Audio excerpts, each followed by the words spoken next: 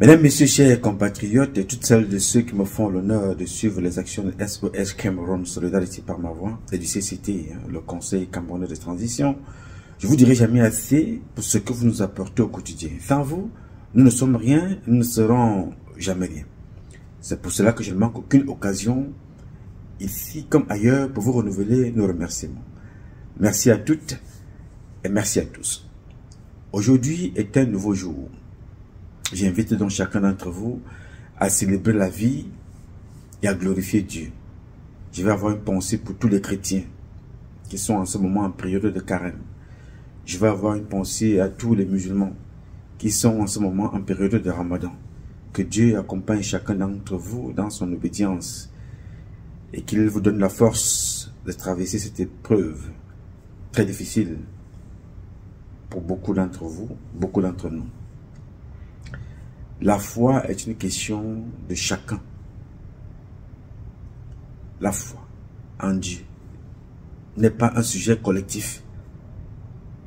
C'est une question d'individu, du choix de chacun. Et dans ce chacun-là se retrouve dans une communauté de plusieurs personnes qui adhèrent à une même obédience et décident d'aller se retrouver dans un endroit, dans une mosquée, dans une synagogue, dans une cathédrale, pour prier ensemble. Chacun fait ce qu'il veut.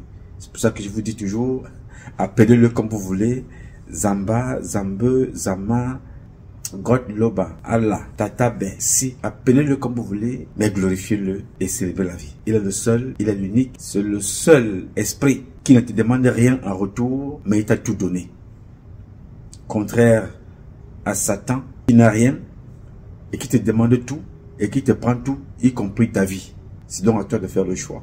Mesdames, Messieurs, chers compatriotes, avant de vous parler de ce dont je vais vous parler ce matin, c'est-à-dire nous avons eu un G2, d'autres ont le G7, G20, nous avons eu un G2, mon frère de lutte, le général Wanto et moi-même. Nous avons eu une très bonne réunion qui a duré plus d'1 heure et je voudrais vous donner le compte rendu. Parce que très souvent, les activistes ne se rencontrent pas. Ils s'opposent parfois dans les duels, dans des clashs qui n'ont rien à voir avec des convictions réelles d'un combat pour l'amélioration des conditions de vie du peuple camerounais. Mais ceux qui sont éclairés et ceux qui savent pourquoi ils sont dans le combat réel se retrouvent, même par caméra interposée, se retrouvent parfois pour échanger, enfin pour apporter des propositions, pas toujours d'accord, mais le fait de se retrouver déjà c'est quelque chose. Nous nous sommes donc échangés, je vous donnerai le compte rendu tout à l'heure avec son autorisation bien sûr, je vous donnerai le compte rendu de cet échange. Mais avant, je voudrais ici attirer votre attention sur la violence, celle-là que vous reprochez aux autorités camerounaises. La violence physique, la violence verbale, la violence administrative, la violence dans tous les domaines. S'il vous plaît, n'imposez pas cette violence-là aux autres. J'ai l'impression que la seule chose dont vous avez réussi, tout de même, c'était la seule chose qu'on nous a donnée, qu'on nous a léguée, que vous avez réussi à retenir de M. Biya, c'est la violence, les insultes, la violence physique, la violence verbale, les menaces, les intimidations, les abus. Ce que j'ai vu hier dans une vidéo que je refuse de reproduire ici, une violence qui a été faite sur une femme, soi-disant elle est allée voler, elle est inacceptable. Elle est inacceptable. Ne le faites pas. Si vous suspectez, vous avez arrêté quelqu'un qui venait vous voler, ou bien vous, pour une raison ou pour une autre, confiez cette personne à la police. Confiez-la à la police. Ne vous faites pas justice. Ne vous faites pas du tout justice. Depuis que je suis né, j'ai bagarré 2 fois. J'ai bagarré dans l'armée parce qu'on vous oppose des combats pour essayer de vous apprendre les techniques de combat dans la guerre. Parce que dans la guerre, il n'y a pas que les armes. Parce que le but d'un militaire, ce n'est pas de tuer son adversaire. Le but d'un militaire, c'est non seulement de protéger les citoyens, son territoire et leurs biens, mais c'est de capturer l'adversaire, l'ennemi, le prendre vivant pour mieux l'exploiter. Alors si vous réussissez à désarmer votre ennemi, votre adversaire, il faut le prendre vivant en utilisant les techniques de boxe, les techniques de karaté, les techniques du kung-fu, anyway, utiliser les techniques de combat pour le neutraliser. Donc vous le prenez pour mieux, l'exploiter. C'est comme ça qu'on appelle exploiter l'élément que vous avez en face de vous. Donc si vous le tuez, vous coupez complètement la ligne d'information qu'il pouvait avoir. Alors vous tirez sur un adversaire pour ôter la vie quand vous vous sentez vous-même en danger. Donc c'est dans ce cadre des combats d'école que j'ai fait des combats au centre d'instruction. J'avais lutté une seule fois dans mon quartier à la CCC avec un gars qui portait d'ailleurs mon nom, c'est-à-dire qu'il disait qu'il était trop fort, il menaçait des personnes au quartier, des gens à gauche à droite. Un jour donc, on a livré un combat. Bon, je vais vous avouer, personne n'a gagné le combat parce qu'il était costaud, moi aussi. À l'époque, j'étais, pas facile. Mais personne n'a gagné cette lutte. On a été séparés tout de suite. Et puis, cela n'a jamais recommencé. Je vous dis donc, à plus de 50 ans, ça c'est arrivé 2 fois. Une fois à l'école, une fois dans la vie normale. Parce que je suis un non-violent. J'aime pas la violence. Je l'ai exercé comme ça quelquefois, dans une vie. Mais la violence n'est pas bonne. Alors si vous attrapez quelqu'un, ce que j'ai vu hier dans des images qui circulent ça et là, une femme qui a été violentée, tabassée, un homme qui prend un truc qui tabasse, et pourtant s'il y avait un chien en face, il serait en train de courir.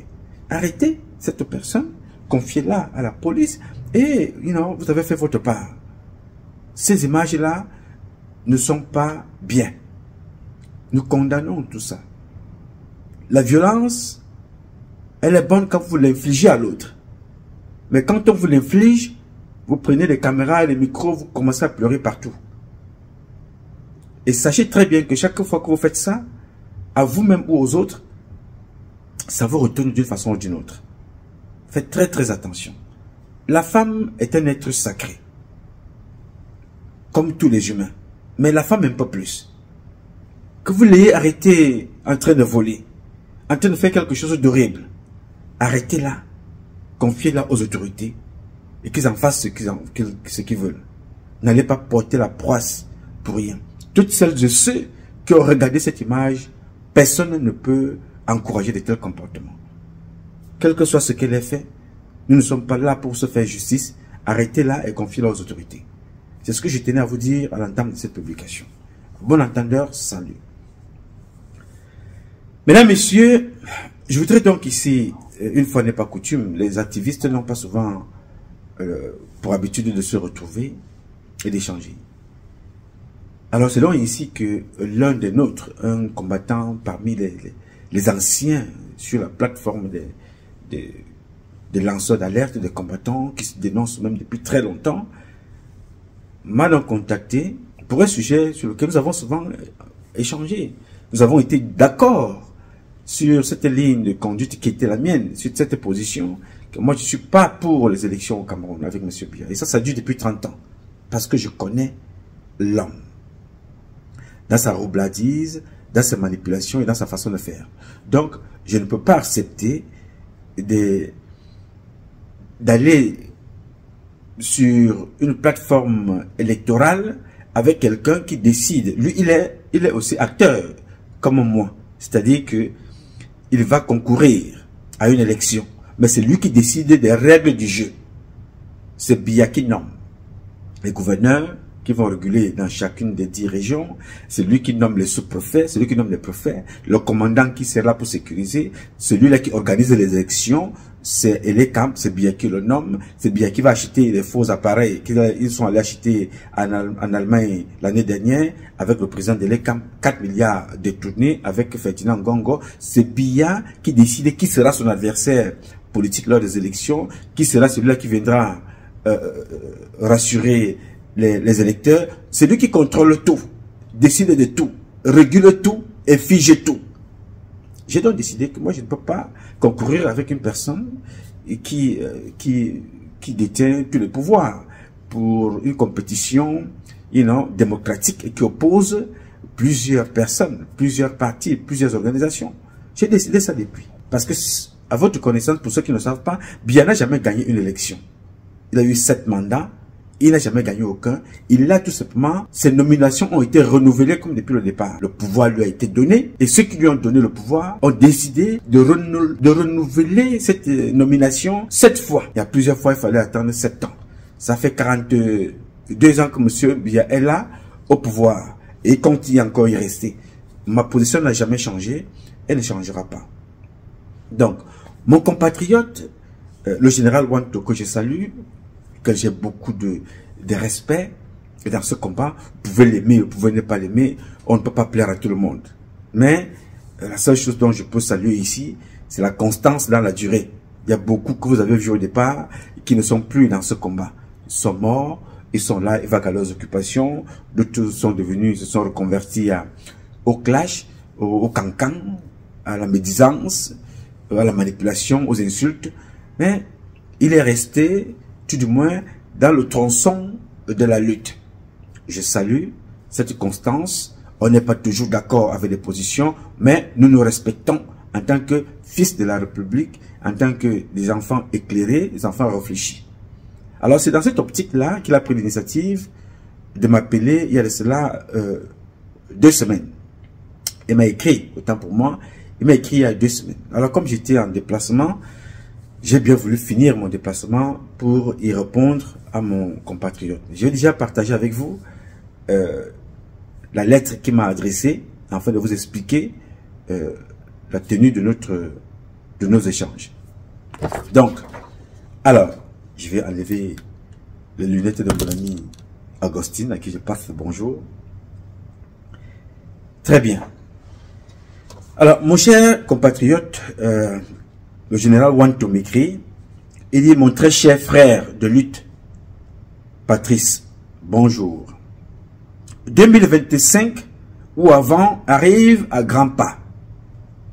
Et pourtant, nous, la diaspora combattante, un des principaux pôles de lutte pour le changement sociopolitique au Cameroun, semblons visiblement ne pas du tout tenir compte, ou peut-être pas suffisamment.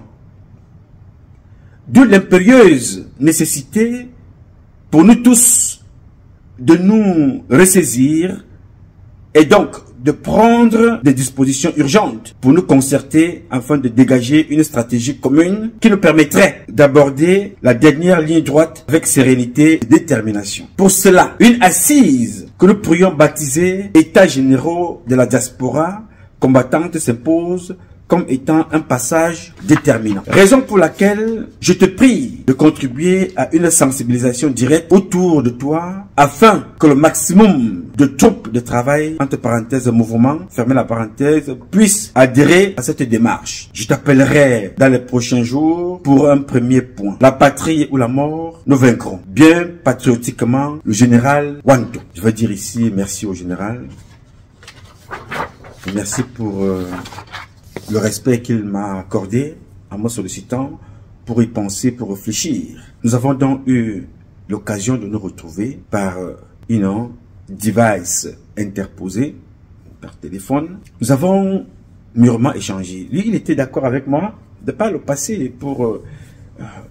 moi, je ne suis pas pour les élections. Il était aussi pas d'accord pour ces élections-là à un certain moment. Il a décidé de fléchir un peu sa position, ce que je comprends et je respecte. Moi, je reste constant et cohérent sur cette position. C'est ça qui fait d'ailleurs, la démocratie. Respecter les gens, chacun a sa pensée, chacun a sa façon d'évoluer. Et ce sont là les électeurs qui nous divisent souvent et qui nous départagent. Je veux dire, qui nous départagent parce qu'à la fin, chacun propose ses éléments et l'autre aussi. Et maintenant, les électeurs qui suivent, et ça c'est dans n'importe quelle cellule, hein, même une cellule familiale, dans une cellule de couple, vous passez par une élection, c'est-à-dire que vous avez des enfants, vous décidez voilà, de changer la couleur de la maison, vous décidez et puis vous posez la question aux enfants. Les enfants décident aussi. Donc, à la maison, il y a une forme de liberté d'expression, liberté de pensée. Pas la dictature de la pensée imposée aux gens. Dans les couples, c'est pareil. Dans la cellule du quartier, d'une ville, d'un village, d'une région, d'un pays. même au travail, dans les salles de classe. C'est une notion qui s'impose à tous les niveaux de la société. Il faut respecter le choix des autres jusqu'à ce que les urnes vous départagent. Nous avons donc longuement échangé avec mon compatriote que je salue, je renouvelle les salutations sur ce sujet. Je lui ai donné ma position parce que j'ai vu beaucoup qui demandent d'aller s'inscrire sur des listes électorales. C'est normal, c'est leur choix. C'est leur choix. Je ne peux pas imposer à qui que ce soit de suivre mon choix. Je suis libre. Et c'est après avoir évalué, regardé, observé, contribué de façon active dans une critique politique, dans le sens démocratique, que j'ai décidé, depuis le Cameroun, de ne jamais accepter ou de prendre part à une élection, quelle qu'elle soit, avec le régime de M. Biya. Tout démocrate, toute personne vivant dans une société normale aimerait bien une contradiction. C'est-à-dire qu'en face, il ne faut pas avoir des bénis oui-oui. En face, il faut des gens avec lesquels vous allez échanger et débattre. M. Biya, vous ne le verrez jamais sur un plateau télévisé en train de débattre sur ce qu'il a fait. Non. Il envoie des personnes venir raconter leur vie, la même rhétorique tous les jours. Paul Biya ou rien. Paul Biya, Ayob, Ayob. Tu es avec Biya ou tu n'es pas avec Biya, tu deviens un ennemi. Pas un adversaire idéologique, pas un adversaire politique. Tu es avec Biya, tu es bien traité. Tu n'es pas avec lui, tu deviens tout de suite un homme qui appelle à la révolution, à la déstabilisation des institutions. Tu n'aimes pas le pouvoir, on te mettra les bâtons dans les roues. Si tu es un homme d'affaires, on commence à te couper les affaires, on te fait un régressement fiscal. Tu as tous les coups qui arrivent, tout simplement parce que tu te donnes une position contraire à celle qui est là, établie ou préétablie. Alors moi, j'aime pas la dictature. Ma grand-mère me posait parfois la question, comment as-tu fait pour entrer dans l'armée alors que tu es un garçon aussi doux, aussi conciliant? Qu'est-ce qui t'a motivé? Je lui disais toujours, grand-mère, c'est la volonté de protéger l'humain. La volonté d'être au service de l'autre. Parce que sans l'autre, je n'existe pas. Sans l'autre, je ne suis rien. Sans toi, grand-mère, je n'aurais jamais été là, avec la bénédiction de Dieu. Donc c'est pour ça que j'ai choisi, à une échelle aussi minime qu'il soit, d'être au service de l'autre. Elle me dit, ah, c'est un bon raisonnement. Donc, être militaire, ce n'est pas une question de force physique. Parce qu'il y a des militaires que vous ne verrez jamais sur le théâtre de guerre. Ils sont parfois derrière des appareils. Ils sont dans la cuisine. Vous ne le verrez pas avec des armes. Il porte une arme parce qu'il faut attendre, enfin on ne sait jamais, mais il n'est pas sur le théâtre de guerre. S'il y est, c'est pour servir à manger à ses compatriotes. D'autres sont des chauffeurs, d'autres sont des informateurs, des agents de renseignement. Les informateurs ils sont dans le civil. Vous voyez? Donc il y a tout dans cette armée. Ça, c'était une parenthèse. Donc, j'ai donc décidé dans ma vie de ne pas concourir, participer, contribuer d'une façon ou d'une autre à cette élection. À sensibiliser en disant, allez vous inscrire. Je ne ferai pas ça. Je ne fais pas ça. Parce que ceux qui sont en face ne sont pas des gens qui œuvrent pour la liberté d'expression. Ceux œuvrent pour la liberté d'expression, ça se saurait. Biboum Nessa est en prison, Fogué est en prison. Des centaines de gens sont en prison parce que ils ont exprimé leur pensée idéologique, leur pensée politique, leur volonté d'apporter une contribution en parlant. Aujourd'hui, ils sont privés de liberté en prison. Pour 7 ans, pour rien. Alors comment pouvez-vous aller concourir avec quelqu'un qui ne veut même pas qu'on parle? Qu'on fasse le bilan de ce qu'il a fait. Une fois que tu commences à décrier, à dire, tu es un ennemi tout de suite à abattre. Moi, je ne fonctionne pas comme ça. J'ai donc pris le temps d'échanger poliment, respectueusement avec mon compatriote, le général Wanto. Je lui ai dit, mon général, Monsieur Paul Biya est au pouvoir depuis 42 ans. En réalité, Paul Biya est aux affaires depuis plus de 60 ans.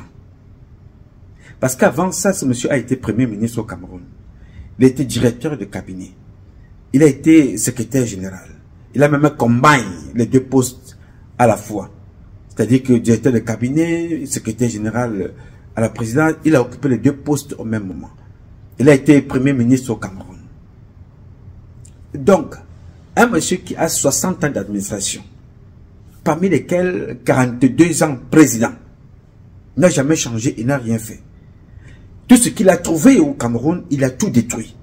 Tout ce que Amadou Ahidjo avait fait, plus de 750 sociétés, ce monsieur a tout vendu, il a tout détruit, il a mangé l'argent dans les perruques, les voyages, les avions, la belle vie, les champagnes et tout. Ils ont tout bougé. Les maisons que Amadou Ahidjo a construites, a achetées. Le Cameroun fait partie, pour ceux qui ne sont pas, qui sont encore plus jeunes, pour cette dame que vous connaissez, Madame Ketcha Célestine, qui vous dit il y avait quoi avant. Peut-être elle ne connaît pas. Vous savez, quand on est une Maboya, qui n'est pas cultivée, qui n'a pas cherché à être informée, à apprendre, je vous ai dit tous les jours qu'il y a, si vous n'avez pas été à l'école, comme nous autres, à l'école des Blancs, moi je n'ai pas été. Dans cette école des Blancs-là, je n'ai pas été à l'école des Blancs. Donc, qu'est-ce que j'ai fait? J'ai appris à apprendre par observation. C'est-à-dire l'apprentissage par observation, à regarder autour de vous, à regarder autour de nous. Donc, ce qui fait que si Madame Ketcha Célestine n'a pas été capable d'observer autour d'elle, les conséquences sont celles que vous voyez là. C'est-à-dire dépiter tout et n'importe quoi. On ne peut donc pas connaître ce qu'il y avait là avant. Ce qu'il y avait avant, c'est que M. Amadou Ahidjo, aux États-Unis, avait acheté des locaux, des logements, nos ambassades, notre consulat. Il avait acheté. Ça nous appartient. Et même des maisons, l'ambassadeur, l'attaché militaire. Nous sommes l'un des pays qui a un patrimoine immobilier important à l'international. Paul Biya est venu, il a commencé à vendre. Si je ne m'étais pas opposé, vous vous souvenez, aller m'asseoir à Washington DC, manifester pendant pratiquement 3 semaines régulièrement, m'asseoir là pour dénoncer qu'ici, ils sont en train de vouloir vendre. Ils sont en train de vouloir vendre notre ambassade. Il a fallu que j'aille menacer, que j'aille manifester, que j'aille nettoyer, que j'aille changer le drapeau tout le temps. Sinon, Chantal Biya et ses amis, comme c'était prévu, ils allaient vendre. À Paris, Amadou Ahidjo a acheté notre ambassade que vous connaissez, un grand immeuble. Cet immeuble-là a pratiquement plusieurs niveaux. À l'intérieur là-bas, il y a une grande maison, un grand appartement. Tout là-bas brille comme l'or. Amadou Ahidjo, le président, père son âme, avait mis ça à la disposition de l'ambassadeur. Que si l'ambassadeur finit le travail tard et qu'il trouve qu'il ne peut pas rentrer, qu'il dorme là, alors il a même encore acheté une autre maison à Neuilly à 10 minutes. C'est-à-dire que si vous comptabilisez, il y a au moins 7 feux pour arriver à cette résidence-là. Monsieur Biya et sa femme ont récupéré cette maison, ils en ont fait un bien. Mais je rappelle ici que s'ils ont changé un papier au nom de Biya ou de sa femme ou de l'un de ses enfants, comme ils ont l'habitude de faire, qu'ils le sachent, ils seront traduits au tribunal le moment venu. On va récupérer tous ces biens-là. On ne peut pas vivre avec une famille de maudits qui ont tout eu et qui ont choisi le satanisme. Incapables de construire. Ils veulent où s'accaparer, ils prennent ce qui peut les intéresser et ce qui peut servir aux Camerounais, ils détruisent et ils vendent. Donc la maison de Neuilly appartient aussi au Cameroun. À l'ambassade, il n'y a pas qu'un seul appartement, il y a plusieurs appartements là-bas qui peuvent permettre aux jeunes qui sont nouvellement affectés à l'ambassade d'y habiter. Quand tu viens d'arriver, on te dit, ok, loge là, en attendant, je trouvais un appartement dans le quartier. Non, Monsieur Biya a décidé de tout détruire. Monsieur Biya, avec René Bayan, ont vendu Kamship. Kamship a été vendu. Celui qui a vendu Kamship était un fonctionnaire. Il s'appelait René Bayan. Il avait été envoyé là-bas pour redonner vie à cette institution que monsieur Amadou Ahidjo avait laissé. Bayan est arrivé là-bas, dans leur système de mafieux. Ils se sont arrangés. Ils ont vendu la compagnie. Il est allé, il a fui à l'étranger. On n'entend pas. Il s'appelait René Bayan. Il est parti. La Cameroon Airlines, ça a été la même chose. Nous étions l'une des compagnies africaines. Amadou Ahidjo, le Cameroun était dans Air Afrique. À l'époque, nous étions dans Air Afrique. Nous avions Air Afrique. On faisait partie. Donc Air Afrique était notre propriété, comme elle était la propriété de plusieurs pays africains, Air Afrique. Alors, je ne sais pas ce qui s'était passé avec le président Amadou Ahidjo. Il s'est fâché. En une seule nuit, il s'est réveillé le matin. Il a décidé de créer Cameroon Airlines. Biya est venu avec ses amis. Ils ont vendu, ils ont détruit. L'avenue de l'Opéra, des Capucines, l'avenue des Capucines, à Paris. C'est là-bas que nous avions un immeuble qui faisait office de l'agence. Je vous assure, aucune autre agence n'était belle comme la nôtre. nous avions un immeuble très beau en centre-ville de l'Opéra. Les Camerounais allaient là, le directeur était là, tout était là-dedans. Il y avait des employés, on vendait les billets d'avion, on était les meilleurs lotis. Je ne vous parle même pas de l'agence du tourisme et tout ce que ça comporte. La nièce de Paul Biya a travaillé dans l'une des agences à Paris. Donc nous avions tout ce que vous pouvez imaginer qu'un pays peut avoir. Tout y compris, toutes les sociétés que vous entendez partout ailleurs, Sodécoton, Alucam, Selucam, tout ce que vous pouvez imaginer là, Ahidjo avait pensé. Le Cameroun, on avait pensé tout ça. Avec vous, professeur, on parle du 28e anniversaire de la mort d'Amadou Ahidjo. Si vous étiez demandé de dire un mot sur la question du rapatriement de ces restes de Dakar, que diriez-vous? Il faut le faire. Qui doit le faire? On m'avait dit un mot, il faut le faire. Justement, qui doit le faire? Je pense que le président Ahidjo qui doit initier cette action? Je pense que la famille ou l'État du Cameroun? Oui, je pense que c'est le Cameroun. Le Cameroun doit le faire. Il faut parfois... Vous savez, nous sommes dans un contexte de mondialisation. Notre société n'accorde plus la place à ceux qui ne s'inscrivent pas dans une dynamique crédible et de forte mobilisation citoyenne. Le président Ahidjo, c'est le bâtisseur de l'État camerounais moderne. Autant j'ai pour habitude de dire que le président Paul Biya est le bâtisseur de l'État camerounais démocratique. N'oubliez pas que quand vous observez quand même l'œuvre du président Ahidjo, je ne prends que deux exemples. Prenons les grandes écoles, l'IRIC, Samadou Ahidjo, l'ENAM Samadou Ahidjo, Polytech Samadou Ahidjo, et l'ESSEC c'est Amadou Ahidjo, l'école normale supérieure Samadou Ahidjo. On peut continuer l'école des travaux, et bien l'école militaire. Je pense que c'est incontestablement le bâtisseur de l'État camerounais moderne. On peut aller plus loin sur le plan économique.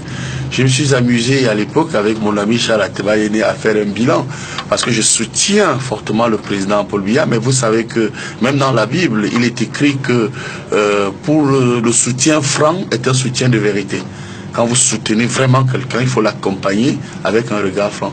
Et sur le plan économique, je puis vous donner quelques chiffres. Quand je regarde une société comme la SNH, c'est le legs d'Amadou Ahidjo, la Sonara Samadou Ahidjo, Camtel Samadou Ahidjo, il y avait même des sociétés comme Camer, il y avait même Sosucam, Camsico, Fogap, et bien d'autres sociétés comme le Crédit Lyonnais, le Fonader qui ont disparu. Alors quand vous avez un chef d'État comme celui-là, qui arrive, vous vous rendez compte que toutes les écoles de formation, c'est Amadou Ahidjo pratiquement qui les met en place, et que 35 ans après, nous qui soutenons le président Paul Biya, qui avait une mission démocratique et de renforcement de la consolidation du pouvoir, de renforcement de la constitution de l'État camerounais, vous devez quand même dire aux gens qui veulent qu'on accompagne le président Paul Biya que, mais attention, il y aura un bilan. Et dans ce bilan, vous comprenez pourquoi je continue à me battre à côté du président. Il faudrait quand même qu'on se rende, qu'on dise qu'à peine en 35 ans, on a eu 3% de sociétés qui ont été créées. Et je voudrais vous dire sur un autre point, techniquement très important en économie politique. Lorsque vous créez les entreprises, vous créez des richesses. Il est donc important de reconnaître que le président Ahidjo doit être rapatrié et je crois que ça va se faire. Même si ça ne se fait pas avec nous, qui sommes au RDPC, qui soutenons le président Paul Biya, eh bien, moi, je peux vous dire que, je parie d'ailleurs que sinon l'acteur le plus populaire que celui qui va remplacer le président Paul Biya demain, avec la force de Dieu, c'est Dieu qui décidera. Je sais que le premier acte fort qui fera la popularité et l'assise de celui qui arrivera, ce sera le rapatriement du président. Vous voyez, aujourd'hui, en France, il y a la foire, ou bien le forum de l'agriculture, ou je ne sais pas ce qu'ils organisent régulièrement. Là, à Paris. Il y avait ça au Cameroun. Il y avait ça au Cameroun. C'est-à-dire que les éleveurs étaient contents de venir présenter chacun ce qu'il a réussi à faire pendant tout ce temps. Oui, Amadou Ahidjo avait appelé ça, si ma mémoire est bonne, le comice agropastoral. Ça faisait bouger. Chacun voulait présenter quelque chose. Monsieur Biya est venu, il a tué tout ça. Il est incapable de suivre. Oui, beaucoup d'entre nous diront, bon, il est vieux. Ah, Pat, comme tu vois, c'est ton père. Je n'ai jamais régné. C'est même quelqu'un qui ne peut pas régner Paul Biya, c'est moi. Je suis entré dans l'armée par la signature de Paul Biya, après tous les textes qui avaient été faits au Cameroun, c'est lui qui signe plusieurs fois que j'aille en France. Donc, s'il y a quelqu'un même qui accepte Paul Biya, avec toutes ses qualités et ses défauts, c'est moi. Il est du Sud. Je suis du centre. Alors, cela ne m'empêche pas de dire que papa, là, ce n'est pas bon. Monsieur le Président, là, ce n'est pas bon. Je combats donc l'institution présidentielle et je dis au papa, papa, je ne te veux pas de mal. Alors, je te ramène à la maison. Je ne veux pas qu'on t'adresse physiquement. Je ne veux pas que tu sois comme Daniel Ndo. Je ne veux pas que tu sois comme Soselkov, je ne sais pas comment on appelait celui-là, comme lui. Je ne veux pas ça. Je ne veux pas que ça t'arrive comme c'est arrivé à Idriss Déby. Je ne veux pas que tu sois chassé comme cela est arrivé avec Blaise Compaoré. Je ne veux pas que tu fuis comme cela est arrivé avec Ben Ali. Je ne veux pas que tu sois ridicule dans ton pays. Tu as fait ce que tu avais à faire. À chacun d'apprécier ou de ne pas apprécier. Moi, je n'apprécie pas. Parce que ce n'était pas ce que j'attendais pour le peuple camerounais. Alors je me bats pour que tu rentres, tu ailles te reposer tranquillement en tant que mon propre papa. Père dans l'armée, chef suprême des armées, j'étais le patron. Père même dans la vie, je ne sais pas si j'atteindrai ton âge un jour. Père en tant que patriarche, je ne sais pas si j'atteindrai ça, comme on appelle patriarche un jour. Ce n'est pas donné, c'est mérité. Alors, j'ai le respect de tout ça, de tous ces attributs. Il faut aller t'accompagner au village. Mais en tant que président, je n'aurai aucun état d'âme. C'est une institution que je vais combattre jusqu'à la destruction. Alors si c'est toi qui l'incarne, sache que tu es pour moi un ennemi de cette institution à éliminer par tous les moyens. Je parle de l'institution. Mais en tant que père, il faut que je te sorte là. Et je vais combattre ces enfants que toi-même, tu aurais au préalablement choisi pour t'accompagner dans la roublardise. Et je leur dis, mes chers frères, que tu sois du sud, du centre, de l'est, de l'ouest, du nord-ouest, du sud-ouest, du nord, pour moi, tu es un adversaire et un traître. Un père, comme vous l'appelez, le père de la nation, n'échoue pas. Biya vous a fait confiance. Il vous a appelé à ses côtés. Vous savez les raisons pour lesquelles il vous a appelé. Il vous a appelé pour toutes sortes de raisons, sauf pour ce que vous avez comme expertise. Parce que si se basait sur l'expertise, vous ne seriez pas là.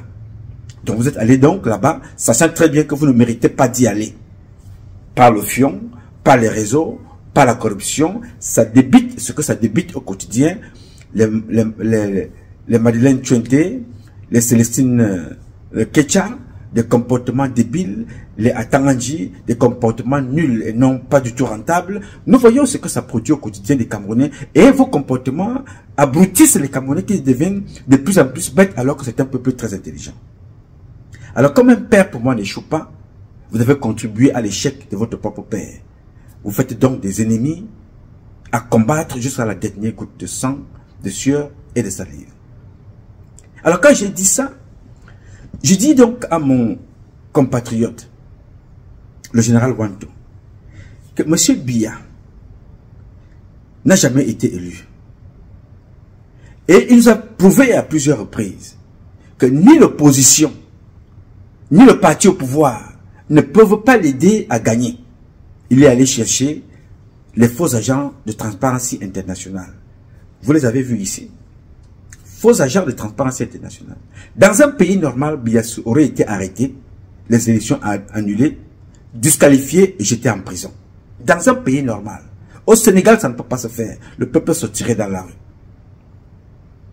Mais il est là. Il a été nommé pendant que le Conseil constitutionnel des Roublards, avec les Atangana et toute sa bande, sont en train de faire ce qu'ils étaient en train de faire. C'est un des partenaires de M. Biya, le pays que vous connaissez, avait déjà envoyé des lettres de félicitations. Ça veut dire qu'on confirme donc ta nomination. Alors toute personne, d'où qu'elle vienne, quelle que soit sa position, qui vous dira, non, on conteste cette élection, arrêtez-la, fusillez, jetez en prison ou poussez cette personne en exil. Voilà les trois règles de M. Biya. Les beaux sacs sont en prison. Alors vous avez donc vu que en allant à une élection avec M. Biya, c'est aller accompagner la roublardise. Il a fait ça une fois, 2 fois, 3 fois, 4 fois, 5 fois, 6 fois, 7 fois. Il va encore refaire. Il dirait non, trop c'est trop. Nous sommes le peuple le plus intelligent de la planète. On ne peut pas nous prendre pour le peuple le plus imbécile, bête et nul. Non, monsieur, c'est trop facile. Amadou Ahidjo se retournerait dans sa tombe, se poser la question, non mais c'est pas ce peuple que j'ai connu un peuple de travailleurs. Tout a été détruit par cet homme et sa femme. Un peu tiqué avec mon camarade Auguste, il faut faire attention. Un parti politique n'est pas seulement une machine à faire gagner les élections.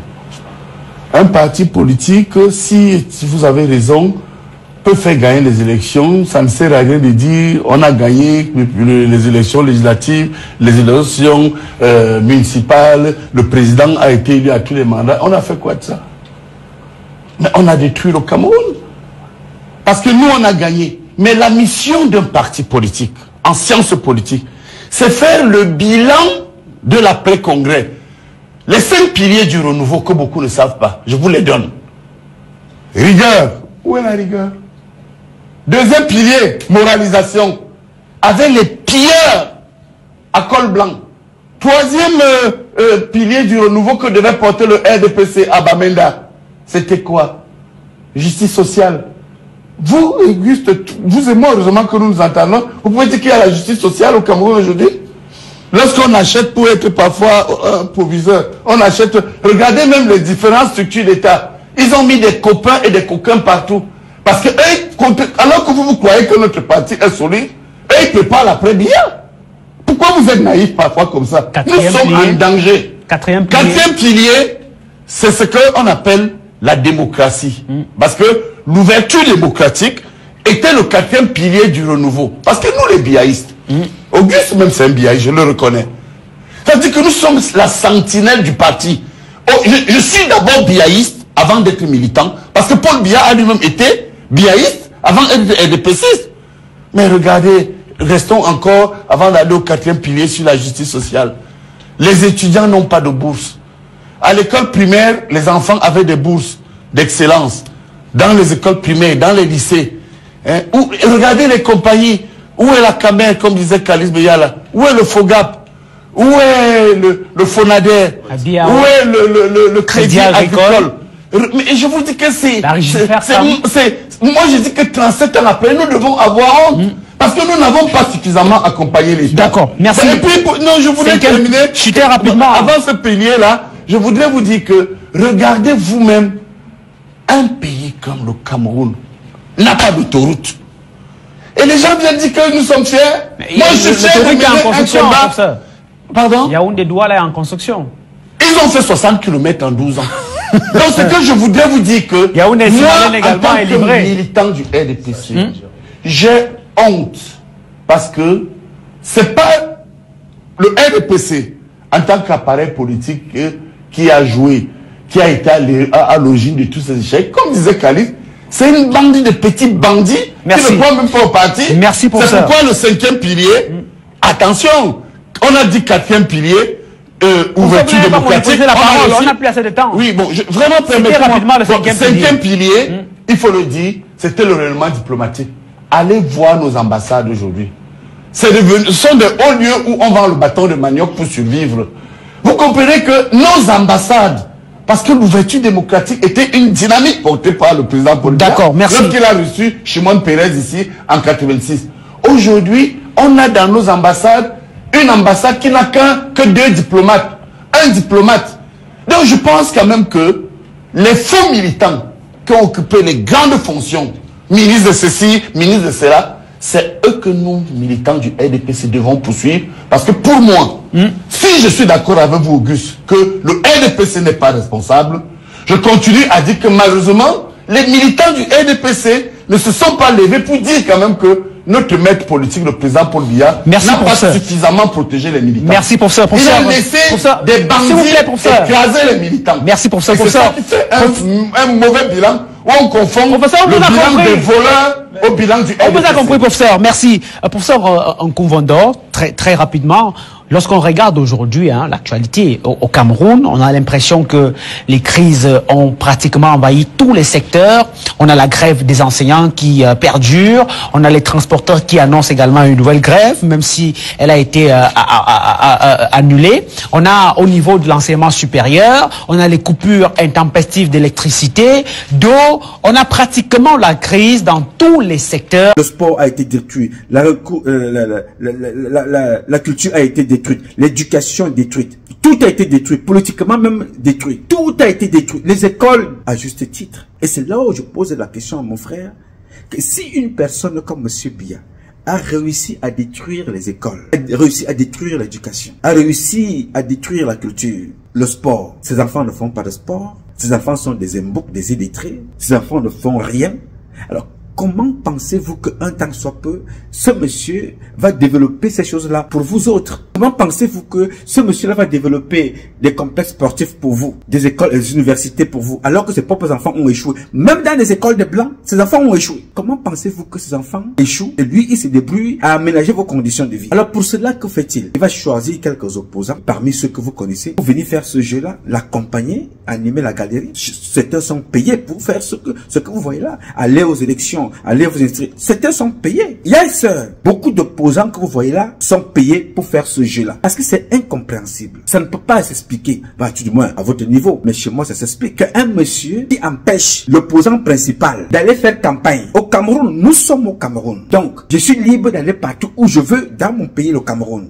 Alors, vous l'avez vu, l'un des militants du parti opposé allait dans le sud se fait molester parce qu'il est venu faire campagne. On n'a vu personne. Même les gendarmes étaient contre lui. Les gendarmes, les policiers, les autorités étaient contre un Camerounais qui va faire campagne dans une région du Cameroun. C'est-à-dire, on empêche les anglophones d'avoir leur état, mais on empêche les Camerounais francophones d'aller faire campagne dans une région, fut-elle la région du président. On dit non, vous n'entrez pas ici. Donc vous comprenez donc la position de nos compatriotes anglophones. Ok, si les bêtis sont cons et moutons, restez là-bas. Faites un état bêtis, des cons, des pédés, des homosexuels dans le sud. Laissez-nous les anglophones ici, parce que ces deux États, ils se sont mis d'accord pour être ensemble. Si ça ne va pas, que chacun prenne sa route. Je suis d'accord avec ça. Pas la séparation, mais plutôt une fédération. Un État fédéral de plusieurs États, de plusieurs mini-États, comme aux États-Unis. Alors comment allons-nous accepter qu'un monsieur qui empêche des personnes de faire campagne, non, n'allez pas chez lui parler de ce qu'il n'a pas fait. Vous savez très bien que ce monsieur n'a pas de l'eau potable chez lui, il n'a pas d'électricité. Les plus grands voleurs de la République sont du sud, du centre, de l'est. Les plus grands voleurs de la République viennent du sud. Allez voir à quoi ressemble le sud. Les enfants dans le sud, il faut automatiquement, pour vivre là-bas, il faut être un voleur qui casse des magasins, vole les chocolats, vole les chocolats dans des magasins. C'est-à-dire, vous allez casser le magasin de celui-là qui vous donne le crédit régulièrement, vous n'avez pas à mon genre. Bon, donne-moi un petit bout de pain, là, je viendrai payer après. Il te donne. Mais, comme ça, vous vous levez un jour, vous allez casser pour voler des yaourts. Dans la région la plus riche du Cameroun, parce que ceux qui contrôlent les plus grands postes, portefeuilles, viennent du sud. C'est de chez M. Biya. Alors, on interdit à quelqu'un là-bas, à un citoyen, ne va pas faire campagne là-bas, pour éclairer les Camerounais de ce que ce monsieur Roublard n'a pas fait. Dans le Grand Nord, pareil. Vous avez vu le 8 septembre, Madame Biya reste là-bas, en train de faire son one-man show. Elle envoie à mes compatriotes du Nord des chapeaux qui coûtent 2 centimes. 5 chapeaux à 2 centimes en Chine. 5 chapeaux qu'elle a envoyé qu'on a offert aux femmes. Bonjour Maman Chantal, nous vous remercions. Nous vous disons grand merci. Nous les femmes, ici au nord, à Mokolo, Rouvar, on ne savait pas que vous nous connaissez. Mais cette fois-ci, que Dieu vous donne une longue vie, un long courage pour notre 8 mars que vous nous avez envoyé. Merci beaucoup pour le chapeau. On n'a jamais porté ça. Ouais. Voilà maintenant le soleil. On peut rester sur le soleil pendant 2 jours. Les femmes manquent de garnitures pour se protéger quand elles ont leur période du mois. Elles envoient des chapeaux. Nos compatriotes du Grand Nord fuient, abandonnent des quartiers entiers, fuient Boko Haram, n'ont pas où habiter. Misère et désespoir, peur du lendemain, rythme l'existence des populations des villages Toufou, Goshi, Machachia et Idoa dans le département du Mayo-Tanaga à l'extrême nord.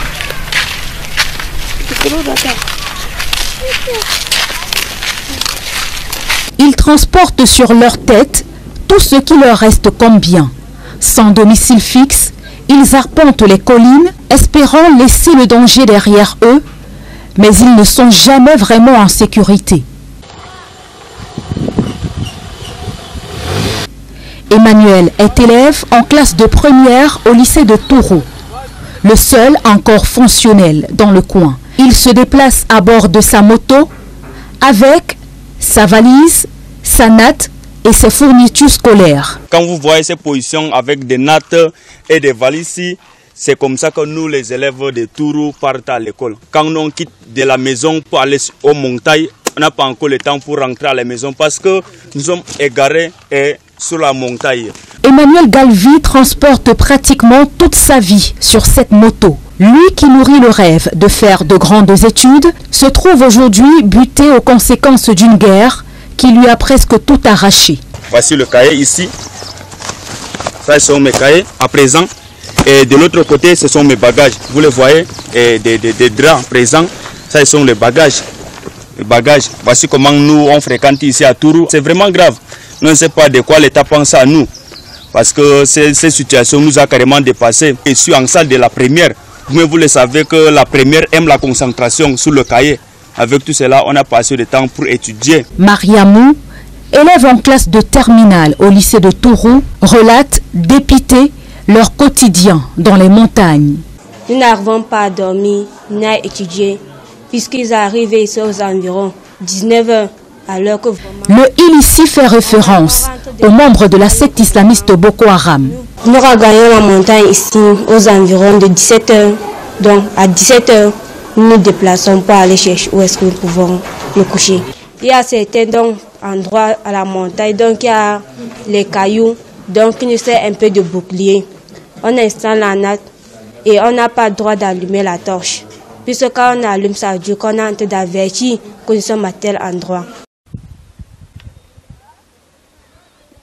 C'est donc un silence de cimetière qui doit régner dans les montagnes. Même les bébés n'ont pas le droit de pleurer. Donc quand on part là-bas, on reste comme silence de mort. On fait en sorte que tout moyen pour que les bébés ne pleurent pas. Donc, pas de torche, pas moyen. C'est seulement que si vous partez là-bas, vous restez seulement, on dirait que vous êtes au cimetière. Nous sommes vraiment dans la détresse. Dans le département du Mayo-Tanaga, des villages entiers sont aujourd'hui déserts. Même les comités de vigilance ont été dissous. Leurs membres sont tombés un par un à la suite des multiples attaques de Boko Haram. Le bilan le plus lourd était la perte de 18 d'entre eux en une semaine, de quoi décourager les rescapés. On a pleuré, c'est l'État pour venir au secours du village de Tourou. On n'a pas vu. Personne n'est venu en secours pour nous aider. Maintenant, on va faire comment? C'est mieux d'abandonner le village. C'est mieux de laisser même le village au BH. Les populations déplorent l'absence des forces de défense et de sécurité dans des points stratégiques du département. Les différents postes de contrôle se sont vidés au fil des années, laissant le champ libre aux assaillants. Nous sommes terrorisés par cette secte. Nous ne demandons pas à l'État de mettre un militaire par maison. Nous voulons une base militaire pour filtrer l'entrée principale 24 sur 24. Sinon, ceux qui n'ont pas la force de fuir vont trouver la mort. L'éducation est l'un des rares secteurs qui essayent tant bien que mal de se maintenir. Cependant, les acteurs de la communauté éducative avouent être à bout. Moi, je suis par exemple à ma 8e année dans ce lycée. Et ça fait déjà pratiquement 4 ans que j'assure l'intérim dans cet établissement en tant que surveillant. Et nous apprenons que tous les corps socio-professionnels ont des primes de risque. Mais nous n'avons rien. Nous devons nous battre. Il n'y a pas d'électricité dans la zone. Il faut se battre pour monter les leçons, pour évaluer, corriger, monter les épreuves. Ce n'est pas du tout évident. Face à la triste réalité vécue par les populations, les enseignants accordent des largesses aux élèves, surtout à ceux qui accusent du retard chaque jour d'école. Le moral est au plus bas dans la mesure où quand nous évaluons les enfants en salle de classe pendant les devoirs trimestriels, la courbe régresse puisque nos enfants qui avaient l'habitude d'obtenir les meilleures notes, les 17, les 18, se retrouvent à 10, 11. La localité de Tourou est située à 56 km de Mokolo, dans le département du Mayo-Tanaga à l'extrême nord. En 2 ans de guerre, une centaine de personnes ont été arrachées à la vie et les déplacés se comptent par milliers. Les populations ont vu leur quotidien complètement basculer et leur souffrance continue. Chantal Biya va acheter 5 chapeaux à $2 les 5. Donc, on prend 5, pas $2, 2 centimes. Pourtant, pour moi, $2, c'est beaucoup en Chine. Non. Les gens sont payés $1 la journée. Moi, j'avais $1, donc on ne peut pas acheter un chapeau à $1. Donc, c'était 2 centimes, 5 chapeaux. Elle en a acheté comme ça plusieurs. Avec les payes pour aller donner aux femmes qui manquent de tout. Manquent de quoi manger. Manque de l'eau potable, manque d'électricité, de quoi se soigner, manque de garnitures pour se protéger, manque de logement. Mais Chantal Biya reste à la présidence, achète des faux chapeaux en Chine, va leur donner. Après, on dira, dites Ayoub Ayoub président, Ayoub Ayoub Chantal Biya. Comment pouvez-vous accepter des comportements comme ça? De l'autre côté, au nord-ouest, au sud-ouest, M. Biya, dans son esprit de bandit et de voyou, de manipulateur et de fémania, chaque jour il se lève et dit les gars, voilà, il faut collecter des fonds, il faut faire le fundraising. Je suis en train de vouloir reconstruire le nord-ouest et le sud-ouest. Venez cotiser. Et les premiers qui sont en liste, c'est mes compatriotes de l'ouest, avec les Kishingu, Sylvestre, ou c'est Ngishingu, ou c'est Kishingu, Kissinger. Il est devant 150 millions, 350 millions, 400 millions. Est-ce que c'est pour rien? Non. Il y a des personnes comme ça qui aiment vivre dans l'eau trouble. Plus Paul Biya est là, plus Kissinger, Sylvestre Kissinger se fait de l'argent. Donc, il faut que Paul Biya soit là. Il va dire aux gens, non, allez voter, puisque mes marchandises ne peuvent entrer en douane sans payer. Je peux vendre les produits avariés, pourris, poissons pourris. Il n'y a pas de problème. Puisque Paul Biya est là, c'est quelqu'un qui ne pense pas. Vous donnez un peu d'argent à son épouse et au réseau, ça passe. Allez voter pour lui. Normal. Vous allez à Douala, la même chose. On trouve quelques Ndurungam là-bas, pareil. Vous allez dans le Grand Nord, pareil. Vous avez les Issa Chiroma, les Kaveh Djibril, la même sauce. Je ne vous parle même pas du Sud, dont je viens de faire état tout à l'heure. Vous avez les femmes Ndongo, vous avez les Grégor Wuna, les promoteurs de l'homosexualité et du satanisme. Ils sont là-bas en vrac. Décidément, Samblima se transforme en Sodome et Gomorre. Surtout le quartier Etunelinga qui défraie une nouvelle fois la chronique. Mercredi 11 novembre 2022, une dame, épouse d'un commissaire retraité, habitant du quartier suscité au lieu dit rue des Pavés, est intriguée par des gémissements et des cris provenant du voisinage. Elle alerte le commissariat du 2e arrondissement qui va à son tour informer le commissaire central et le sous-préfet de l'arrondissement éponyme. Ils vont débarquer sur les lieux et retrouver en flagrant délit de consommation d'alcool et de stupéfiants une bande de 25 élèves dont la majorité fréquente au lycée classique et moderne de Samblima. Ces éléments dangereux âgés de 14 à 16 ans, tous en classe de 3e, sauf un qui est en seconde au lycée technique, ont décidé de s'envoyer en l'air lors d'un charter qu'ils ont organisé en complicité avec le locataire de cette maison, un mototaximan. À l'arrivée des forces de l'ordre, ces jeunes gens étaient carrément dopés. Après la consommation des whisky en sachet, des boissons énergisantes et excitantes, ainsi que des bouteilles de whisky à fort taux d'alcool.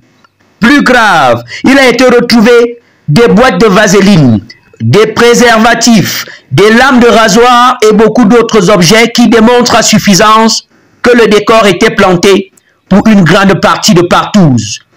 Parmi les 25 élèves, 9 seront interpellés et les autres, dont plusieurs filles, vont prendre la poudre d'escampette, abandonnant leurs vêtements et tenues de classe, car certains étaient déjà complètement nus. En ce moment, 11 personnes sont en garde à vue au commissariat du 2e arrondissement de Samblima, dont 9 élèves, le locataire de la maison et le cordonnier, vendeur de whisky en sachet, propriétaire de cet étal de fortune. Approché, le proviseur du lycée classique et moderne de Samblima, Laban Eustache Mimbe, va continuer juste à sensibiliser les élèves sur ces égarements. Aux élèves de se consacrer essentiellement aux activités d'enseignement-apprentissage, de se consacrer à leurs études et d'abandonner pendant les moments de classe les autres activités qui viendraient à les perturber dans le processus de leurs études. Que les enfants se consacrent à étudier leurs leçons, à venir régulièrement à l'école et de rentrer auprès de leurs parents après les heures de cours, de ne pas se livrer à la consommation d'alcool et des stupéfiants, ou alors de pratiquer des choses comme les partous tels que nous avons soupçonnés. À l'allure où vont les choses, il est donc clair que le diable a définitivement trouvé refuge à Saint-Mélima. Moi, je vends mes fesses, c'est pour l'argent. Je ne vends pas mes fesses pour vendre. Je vends mes fesses pour mon argent. On lèche ma chatte, c'est pour mon argent. Hey! Alors, comment voulez-vous que moi, avec un tel bilan catastrophique, on se lève le matin, on a Internet dans une maison. Parce que dans cette maison-là, il y a quelqu'un qui vient d'Europe. Il utilise encore son téléphone. L'Internet est coupé toutes les 30 secondes. Les plus riches au Cameroun sont les opérateurs téléphoniques qui poncent des Camerounais nuit et jour. Au Cameroun, notre pays, des applications pour payer les factures. On ne paye plus par les bons de paiement ou bien par les virements bancaires. On dit non, passez par une application qui n'est pas une application camerounaise, une application étrangère. En passant par là, on pense encore un peu. On vous prend encore un peu d'argent. On nourrit là les étrangers, mais les Camerounais s'appauvrissent tous les jours. Les Camerounais payent l'air. Les Camerounais payent l'obscurité. Les Camerounais payent le manque d'eau. Ils payent, boivent la boue, mais payent. Achètent la maladie avec l'argent, mais payent. Tu veux parler, on te tue, on t'emprisonne, on t'assassine. Qu'est-ce que c'est que ce pays? Qu'est-ce que c'est que cette façon de faire? Les Camerounais qui étaient prompts à obtenir des bourses, aller à l'étranger, Amadou Ahidjo appelait les élèves à l'université. J'ai suivi votre programme, on m'a dit vous avez eu telle moyenne, c'est bien, continuez. Sachez que dès que vous venez, voici ce qui vous attend. Les Camerounais aujourd'hui là, d'autres arrivent aux États-Unis, en France, en Allemagne, en Angleterre, partout, sont abandonnés à eux-mêmes. Que faut-il faire? Commence à faire des petits métiers. Quand l'école finit, ils restent en France, ils restent aux États-Unis, ils restent en Angleterre. Après, nous sommes contents d'apprendre que non, mais les gars, est-ce que vous avez appris que l'un des Camerounais a été nommé dans un domaine sécuritaire aux États-Unis? Il s'appelle Wara Wara. L'autre a été nommé, l'autre côté en France, Sarkozy l'a nommé sous-préfet. C'était un Camerounais, on est content. Mais premier Camerounais, whatever, au Canada, a été nommé à tel poste, on est content. Voilà comment on pense, on prend nos intelligences pour développer d'autres pays. Pendant ce temps, M. Biya vole au Cameroun pour aller s'asseoir dans ce pays-là et il dit voilà, ce sont ces pays-là qui ruinent le Cameroun. C'est ce que M. Biya dit. Tout ce qui se passe mal au Cameroun, c'est la France. Quand ça se passe mal, c'est les États-Unis.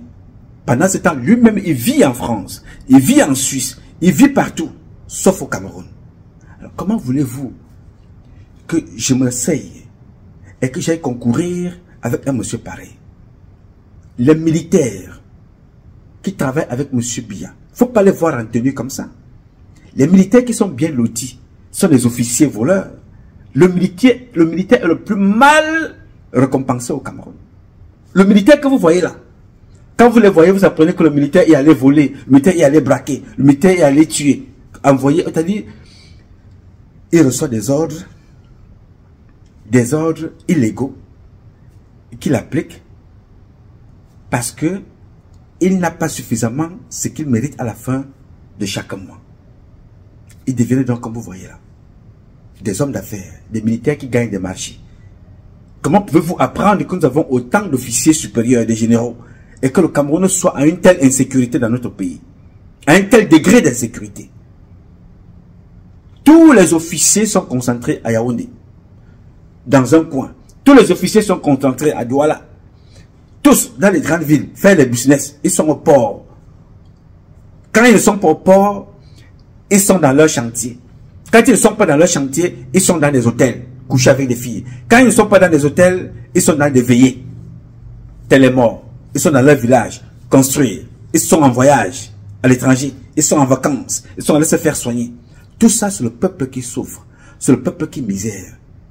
C'est le peuple qui boit le noir. Dans une insécurité pas possible. Alors que chaque jour, vous apprenez qu'il y a recrutement dans la gendarmerie, dans la police, dans l'armée. Plus on recrute, plus on accroît le nombre de bandits et de braqueurs en ce moment-là institutionnalisés, c'est-à-dire en tenue. Alors vous voulez qu'on aille avec des personnes comme ça, décider d'aller voter? Non, j'ai dit à mon compatriote, que je suis totalement d'accord avec toi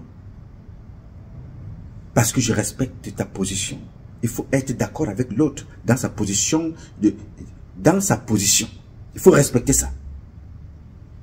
Accepter de débattre. C'est d'abord un respect. Et accepter et respecter. Mais je ne suis pas d'accord avec toi dans le fond et dans la forme. Parce que après 42 ans, mon chef frère général Wanto, quel est le bilan que tu ne connais pas? Ça fait plus de 3 décennies que tu te bats, que tu dénonces ce système.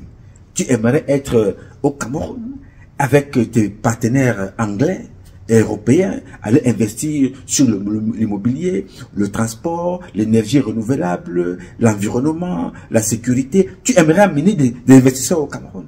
Mais non. La plupart des investisseurs au Cameroun te disent que le Cameroun est un pays dangereux. Les Canadiens sont allés tout récemment, les Camerounais Feman, avec la complicité des colonels, des magistrats, ont poncé 3 milliards. On fait semblant d'arrêter les bandits en question. Dès que les Canadiens sont partis, on les a libérés. Comment voulez-vous faire confiance à un système où le président est un voyou? Où les ministres sont des voyous? La police des voyous? Les gendarmes des délinquants et des voyous?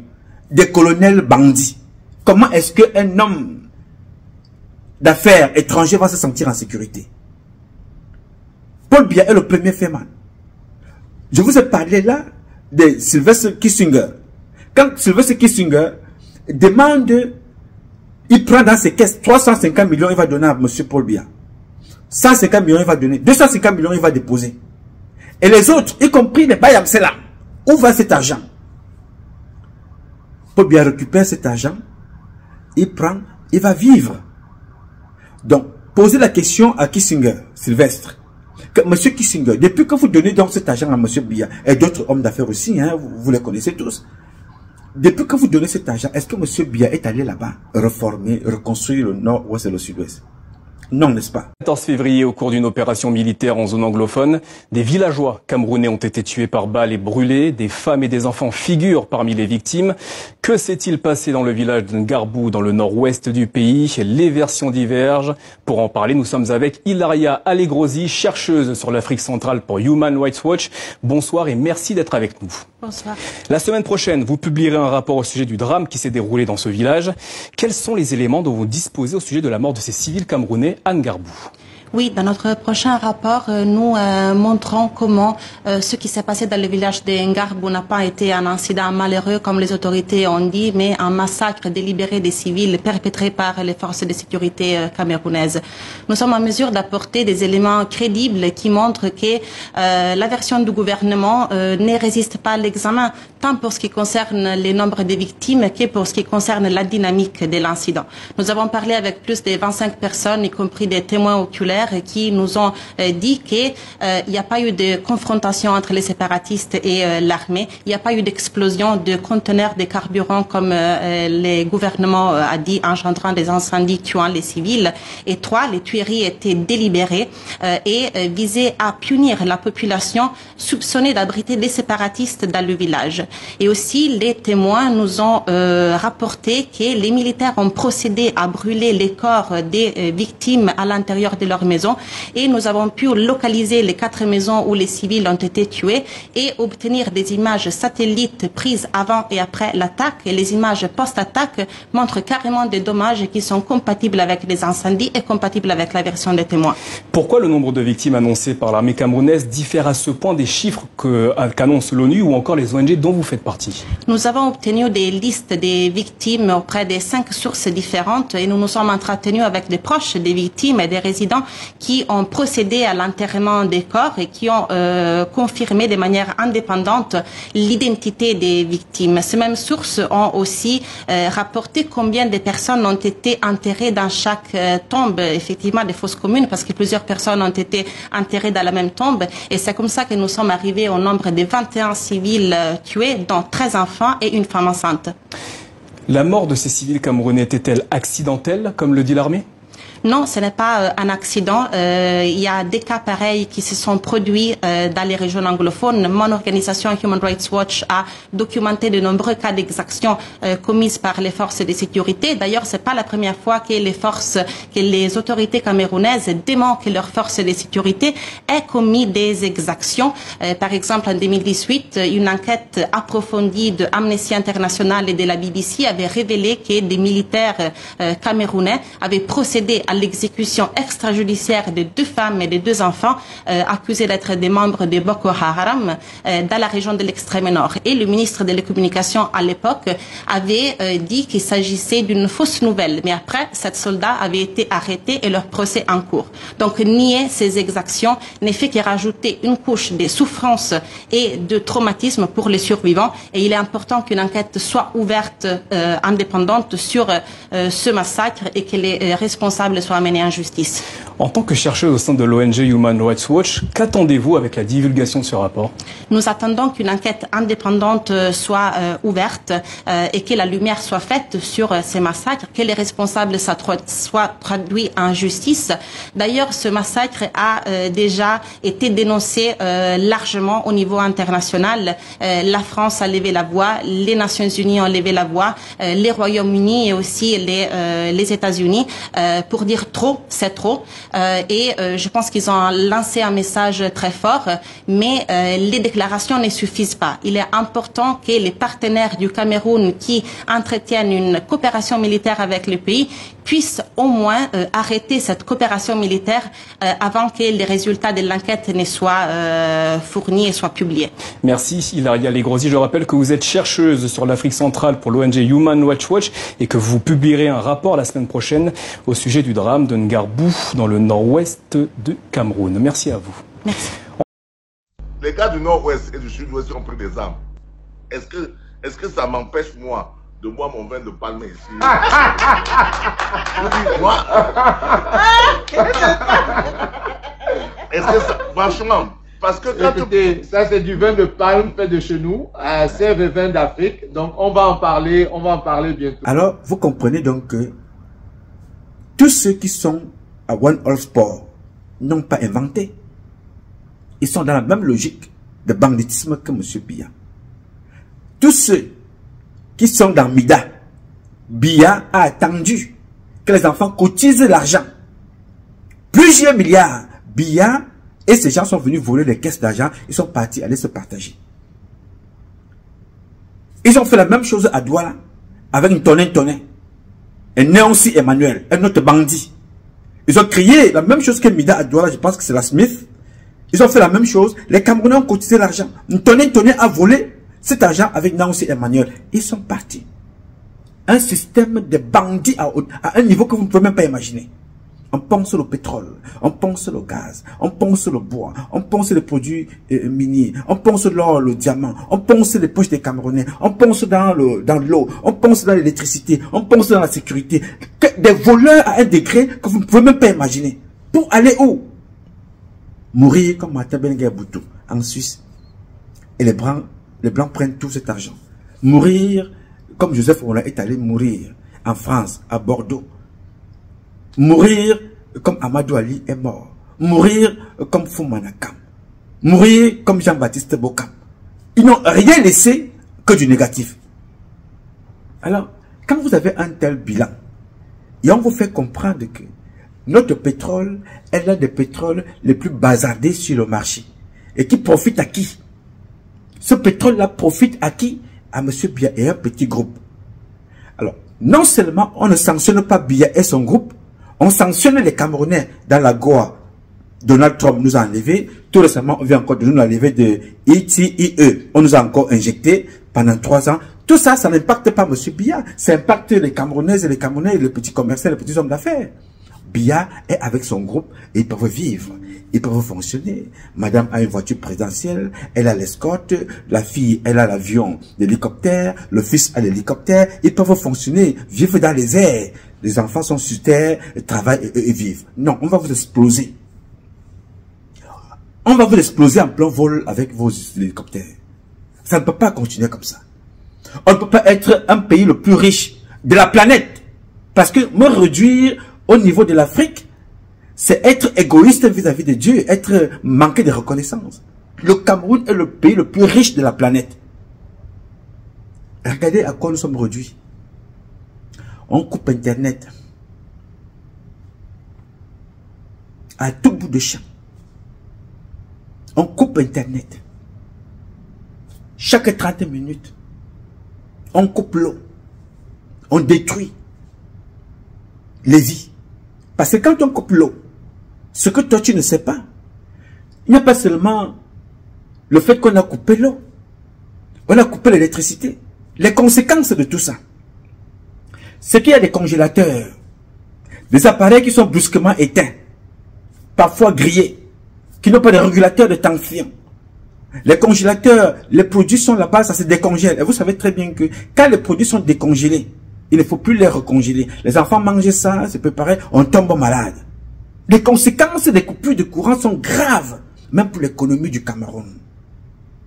Quand vous n'avez pas Internet, tout aujourd'hui, c'est en ligne. On a affaire à des personnes qui sont d'une bêtise que vous ne pouvez même pas imaginer. Paul Biya et sa bande.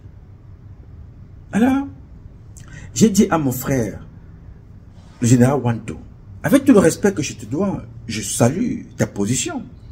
Je salue le fait que tu veuilles donner une chance à ces gens-là. Et à la fin, je lui ai posé la question, quand tu me parles de chance, qu'on leur donne une dernière chance, je t'ai dit, je suis d'accord avec toi. Mais combien de chances as-tu donné à ces gens-là? La dernière chance, ce n'était pas en 2018, où vous étiez tous Kamto président. Qu'est-ce que c'est devenu?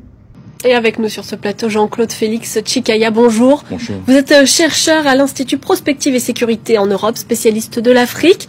On vient de le voir, ces élections n'ont pas mobilisé les foules. Est-ce qu'il faut le voir comme un désaveu pour le président Paul Biya et son parti? Oui, on peut même souligner que c'est un désaveu assez frappant. Alors, le boycott, c'est un boycott politique qui a été lancé par le parti d'opposition qui crie encore victoire, le parti de Maurice Kamto depuis 2018, et la partie séparatiste qui en tout cas tous les jours son quotidien au nord du Cameroun, comme une partie du Cameroun appelée plus particulièrement la crise anglophone, mais comme une partie du Cameroun ostracisée, où la situation sociale et économique, comme ailleurs malheureusement dans le pays, est très préoccupante. On peut se demander, comme le monde entier, en entendant les années passées au pouvoir, plus de 37 ans au pouvoir, le président Monsieur Biya a 87 ans, plus de 75% de la population camerounaise a moins de 35 ans, donc près de 80% de la population camerounaise n'a connu qu'un président qui est là depuis 37 ans, mais qui était dans les arcanes du pouvoir depuis la fin des années 68, en étant passé par Premier ministre, secrétaire, enfin. On pourrait jalonner mon énoncé de tous les postes qu'il a occupés. Il y a une situation économique, sociale et sécuritaire très préoccupante. Vous parliez de Maurice Kamto. Pourquoi son parti, le RMC, a appelé au boycott? C'était le grand absent de ce rendez-vous électoral. Oui. Alors, ce qui est au centre de ce que peut... dans la demande de boycott pour le parti de Monsieur Kamto, c'est que les conditions n'étaient pas réunies. Ils doutent de la véracité, notamment des chiffres qui vont sûrement arriver. Donc là, l'Union africaine parle d'un taux de participation de 28%. Que va dire ce pouvoir? Donc voilà, quand on additionne l'appel au boycott de Monsieur Maurice Kamto et ceux des partis séparatistes, mais aussi une population qui oscille entre désespoir et sidération devant une situation sociale, économique et sécuritaire très préoccupante, on peut dire que le Cameroun est dans une situation grave. En ce qui concerne cette crise justement des zones anglophones, puisque le Cameroun est effectivement confronté à une tentative d'indépendance de sa minorité anglophone, ça date de quand cette crise exactement? Alors c'est une crise qui a qui jalonne l'histoire du Cameroun, mais on peut dire que ces 5 dernières années ça s'est renforcé, même si ça n'a jamais cessé, parce que et voilà, ils vivent leur situation politique, sociale et économique. Pourtant, la partie anglophone compte pour plus de 30% du PIB national, mais ça ne profite pas aux populations locales, donc ils vivent leur situation comme étant ostracisés par rapport à la partie francophone. Sauf qu'ils sont rejoints en termes de revendications sociales et économiques, même s'il y a des désaccords sur cette vision de sécession et de dissidence sur le plan territorial pour la partie francophone. Mais ce qu'on peut dire, c'est que la majorité des Camerounais qui ont moins de 35 ans ont vécu donc plus de 3 décennies dans une situation où l'économie, le social, l'éducation, la santé est dans une situation très préoccupante. Et à cela s'ajoutent les djihadistes de Boko Haram qui, depuis le Nigeria, viennent également interférer dans la politique. Interférer, malheureusement, ils profitent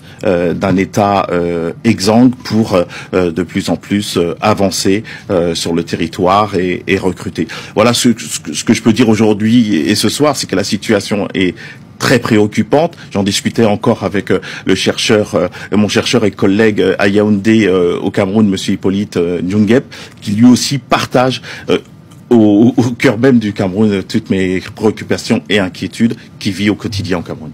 Merci beaucoup Jean-Claude Félix Tchikaya d'être venu nous donner ce triste portrait du Cameroun à l'heure actuelle. Quant au président, nous avons vu ça en 2018. J'étais le seul à vous faire comprendre que tout ce que vous voyez là, c'est de la fumée dans l'air. Kamto ne peut jamais être président au Cameroun. Pas parce qu'il ne peut pas. Parce que ça a été conçu ainsi par ces gens-là. Avant Kamto, il y avait qui? Avant Kamto, il y avait quelqu'un. Jean Atanganandi. Bon, plus connu sur le nom de John Fundi. Biya l'a pris. Ce que vous avez vu Chantal Biya faire avec la voiture de la présidence, John Fundi l'a fait avec l'avion présidentiel. Paul Biya lui a donné son avion pour amener sa femme. Vous allez me dire que c'était pour une circonstance bien déterminée. Son épouse, il fallait l'évacuer. Mais c'est pour vous dire qu'il y a une catégorie de personnes qui profitent des institutions de l'État, alors que d'autres sont là pour les accompagner en applaudissant, D'autres sont là pour les accompagner en s'appauvrissant. Donc, vous avez été 2018, comme président élu, ça a duré 7 ans. Et ça recommence encore aujourd'hui avec la même roubladise. Vous dites, vous vous moquez de vous-même. J'ai dit à mon frère, le général Wante, non, je ne peux pas cautionner ça. Je ne peux pas accompagner une telle roubladise. Et tout en respectant tous ceux qui y vont. Mais je leur dis tout simplement que vous êtes complices de ce système. Vous-même, vous avez vu. Notre compatriote nous fait comprendre que je n'y vais pas là-bas parce que je ne peux pas comprendre que nous allons parler de la guerre en Palestine, de la guerre en Ukraine. Mais je ne peux pas comprendre que nous avons une guerre dans l'une des chambres de chez nous, nord-ouest et sud-ouest. Et vous me parlez de les élections, vous me parlez de l'élection municipale, législative. Je n'y vais pas. Monsieur Kamto a dit non. Il n'ira pas. J'ai salué. J'ai dit voilà, ça commence à venir. Mais avant de dire qu'il n'allait pas, il est venu nous dire que non, moi je vais y aller. Je ne suis pas pour la politique de la chaise vide. On a applaudi. Non, président. Donc, vous avez compris. Non à la chaise vide. Vous êtes parti. Comme dirait quelqu'un, vous. 2-3 jours plus tard, le même qui nous disait qu'il n'y va pas. 2 jours plus tard, le même qui nous disait qu'il va y aller à l'élection, revient nous faire comprendre que je n'y vais plus. En mettant en exergue ce que je viens de vous dire tout à l'heure, la guerre dans le Nozo. Ce que j'ai salué avec 2 mains. Il dit voilà, je ne peux pas y aller. Il faut qu'on suive ce que disait Nouma. Reformer le code électoral. Reformer la constitution. Donner une forme à l'État du Cameroun. Nous ne connaissons pas à quoi ressemble l'État du Cameroun. Est-ce un État fédéral, un État uni, un État république? On ne connaît pas. Un État whatever. Il faut redonner une forme à l'État. Reformer tout ça. Je me suis mis au garde-vous. J'ai dit, vraiment, compatriote, je salue. Il n'est pas allé. Avec honneur, avec respect. J'ai dit, papa, je respecte.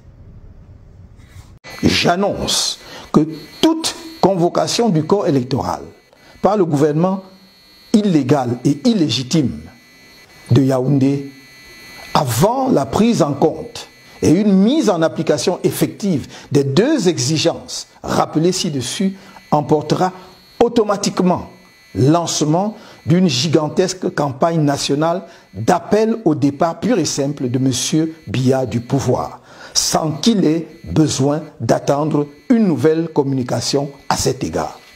Le peuple camerounais n'entend plus être l'otage d'un homme et de son régime. M. Paul Biya. Aujourd'hui, mon frère Wanto, le général, me dit, alors, allons encourager ces gens-là à aller à l'élection présidentielle. Aller à l'élection présidentielle. Aller à l'élection présidentielle, c'est pour aller élire. C'est pour aller voter pour Kamto. Et Kamto qui a été chassé partout dans plusieurs régions, je n'ai pas fait campagne. Il repart cette année. J'ai dit, bon, frère, avec tout le respect que je te dois, je ne peux pas faire ce jeu. Et je ne veux pas être hypocrite. Tu connais ma position. Je dis ce que je pense. Et je te le dis là.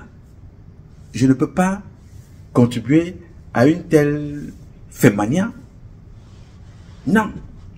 Je respecte les jeunes dans leur choix. Je considère qu'ils sont complices de ce qui se passe. Je suis pour une transition. C'est d'ailleurs pour cela que depuis des décennies, le nom de notre organisation s'appelle le CCT, le Conseil Camerounais de Transition. Bien avant Assimi Goïta, bien avant Ibrahim Traoré, bien avant Tchani du côté du Niger, bien avant le Gabon. Depuis que je mène ce combat, c'est toujours parce que je demande la transition. Parce que sans transition, ça ne peut pas marcher au Cameroun. Il faut tout reformer, tout remettre tout à plat, pour permettre aux Camerounais de se sentir utile et que son vote compte. On ne peut pas s'asseoir et attendre tout des mêmes individus qui nous abusent, qui nous humilient et qui nous insultent. Et tout ça pousse les enfants en exil, à aller mourir. Pourquoi on nous dit non, allez voter. Allez demander aux gens de s'inscrire dans les listes. Le seul travail aujourd'hui que M. Biya a réussi à donner aux Camerounais, c'est les influenceurs qui sont payés à montrer les fesses, à venir dire, à venir répéter ce qu'ils pensent de l'autre côté. On vient dire ça de l'autre, on vient dire ça dans les réseaux sociaux. C'est la seule chose. Alors pour cela, c'est normal. Comme je vous ai toujours dit, tout le monde, il y a certains poissons qui aiment vivre dans l'eau sale. Vous sortez ce poisson-là dans l'eau sale, vous mettez dans l'eau propre, il meurt. Donc, les Kissinger, les Sylvestre Kissinger, comme certains opposants, aimeraient rester à vie avec ce statut d'opposant parce que ça les fait plaisir. Je suis l'opposant principal, Kamto. Allons à l'élection, on sort. N'allons pas, on reste. Allons à l'élection, on sort. On sort du oh, président élu, oh, votre président, il n'y a que toi. Non, de l'autre côté des bêtis, oui, le seul président qui est capable que nous pourrons avoir aussi chez les bêtis, parce que c'est d'abord un président des bêtis. Paul Biya n'est pas d'abord un président de la République. Il est d'abord un président des bêtis parce qu'il parle bêtis. Vous constaterez que c'est la langue la plus parlée dans l'administration camerounaise, hein, le français et le bêtis. Qui peut me démentir? Vous le constatez dans les ambassades. Paul Biya est seul.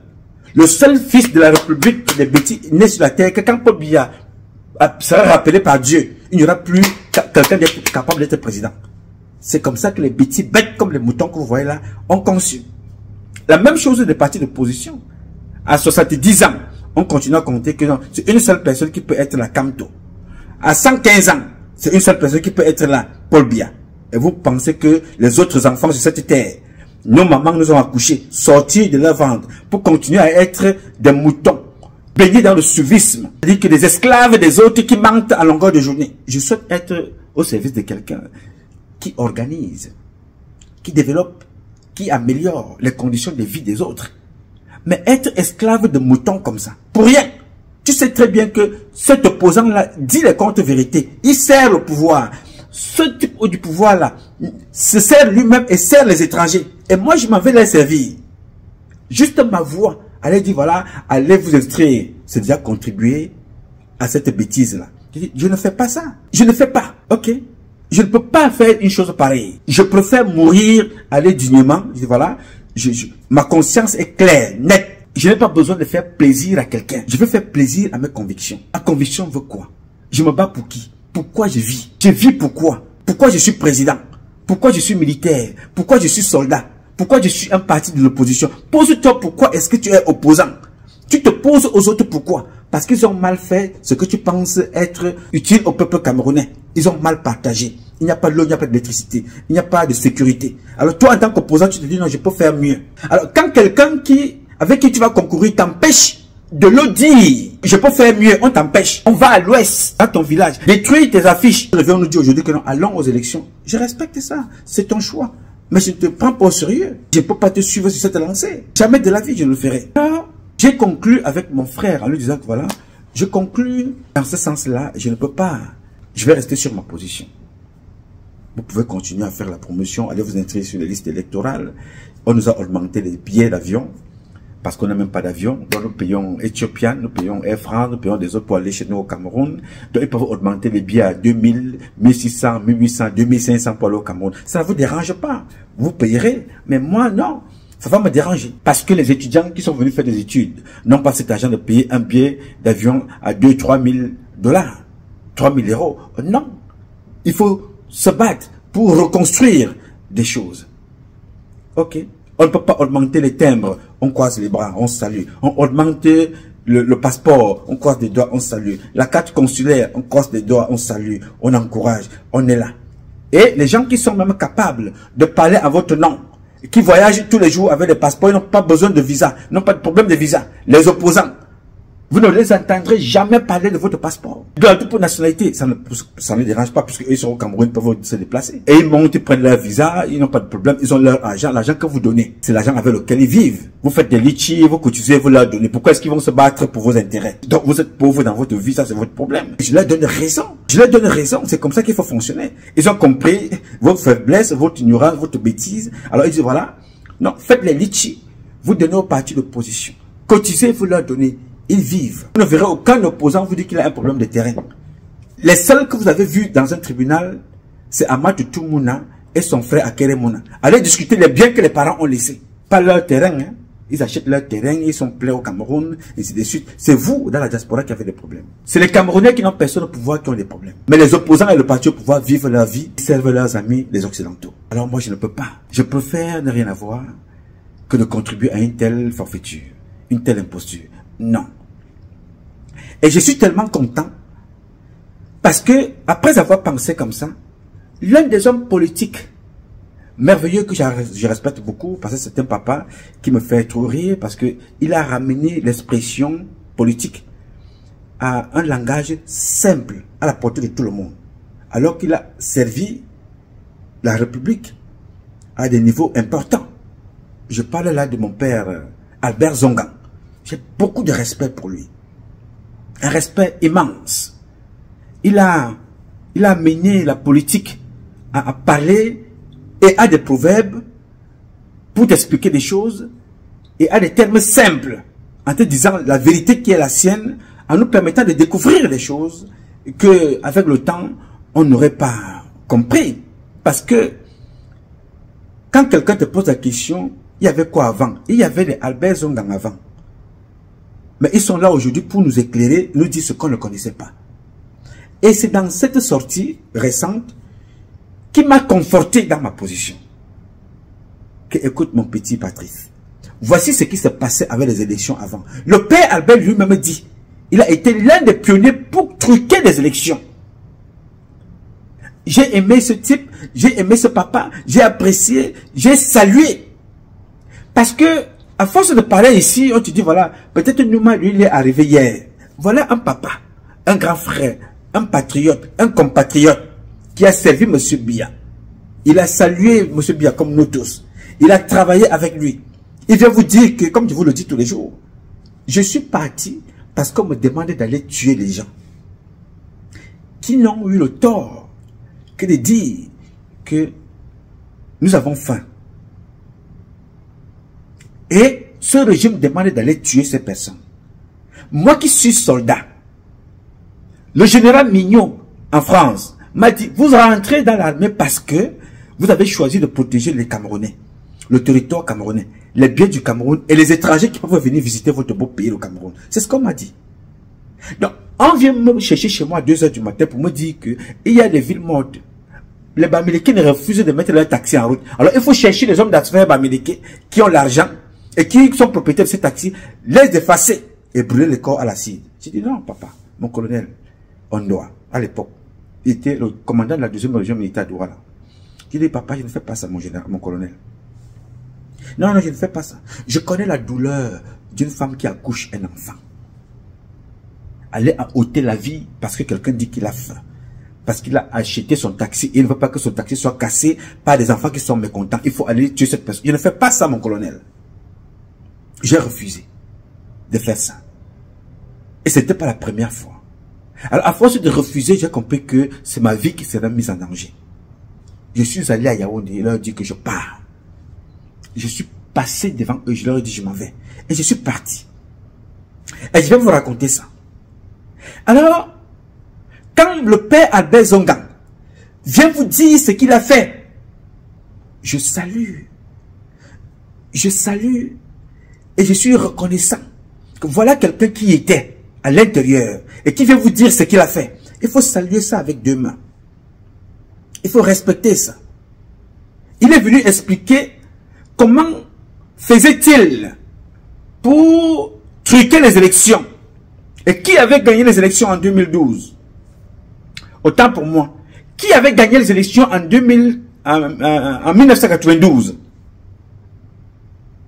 Il vous explique ça avec des mots simples. Il vous explique en donnant des noms. Il est encore vivant. Il donne les noms. Alors, avant de conclure, je vous invite donc à écouter notre père et compatriote Albert Zongang. Écoutez et regardez. Revenons en 92, comme vous dites.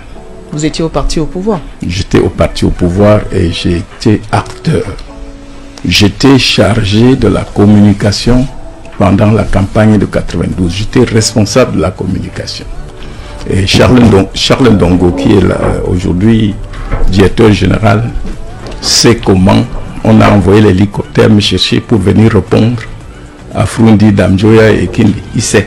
Une question. Il sait que j'étais incondo. Attends, ne me coupe pas. Parce que quand vous faites ça, je dis.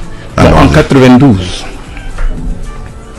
les partis politiques se sont réunis. Pendant ce temps, Frundi faisait son comité avec ces gens. Ils ont été surpris que les gens entrent pour leur dire « Nous venons de nous réunir et on pense que celui qui va conduire pour qu'on essaie de battre Dia, c'est vous. » Donc, Frundi n'est jamais allé chercher les gens. Je crois que tout se bâtit autour d'un support. Hein? Tout bâtiment, pour construire, il faut déjà que tu achètes le terrain, que tu fasses une fondation. Mais vous ne pouvez pas rester. On ne vous voit pas. Vous dites que je suis là, venez autour de moi. Non, c'est pas possible. Et même quelqu'un vous t'avait dit, toi tu viens de dire que le taxi ne rentre pas dans l'avion. Que l'avion ne rentre pas dans le taxi. Bon, je crois qu'entre-temps, l'avion est devenu moto. Et il faut qu'il accepte de rentrer dans le camion. Alors vous étiez en 92, avant la pub, ça coule sur la question. En 92, vous êtes au RDPC. Oui. Dites-nous la vérité aujourd'hui. Qui avait gagné l'élection de 92? Frundi.